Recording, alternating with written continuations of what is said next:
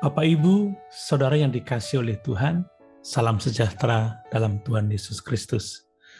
Mari kita merenungkan firman Tuhan dari surat Galatia pasal 6 ayat yang ke-14. Demikian firman Tuhan. Tetapi aku sekali-kali tidak mau bermegah selain dalam salib Tuhan kita Yesus Kristus, sebab olehnya dunia telah disalibkan bagiku dan aku bagi dunia. Ayat ini adalah pernyataan tegas Rasul Paulus tentang pendiriannya sebagai seorang pengikut Kristus dan pelayan Injil.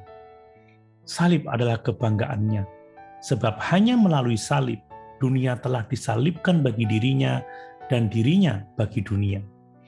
Dengan salib, Rasul Paulus mati bagi dunia dan bagi dirinya sendiri. Untuk selanjutnya, dia hidup hanya bagi Kristus.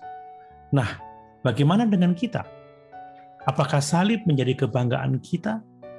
Apakah kita telah mati bagi dunia dan dunia telah mati bagi kita? Hanya seorang pengikut Kristus sejati yang berani menyatakan kebenaran tentang syarat-syarat pemuritan, sebagaimana yang diperintahkan Tuhan kita Yesus Kristus kepada para pengikutnya. Hanya seorang pengikut Kristus yang sejati yang hidup menuruti syarat-syarat pemuritan yang telah Tuhan tetapkan itu. Hanya Yesus Kristus yang adalah Tuhan sejati dan manusia sejati yang menuntut setiap pengikutnya untuk memikul salib.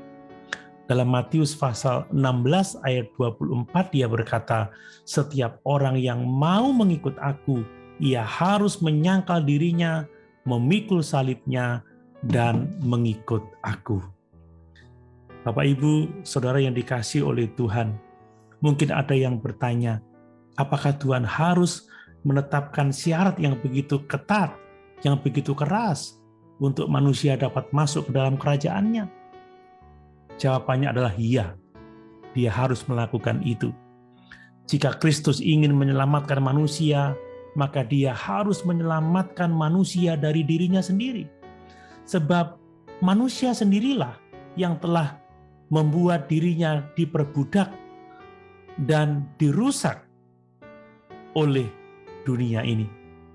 Dirusak oleh dosa.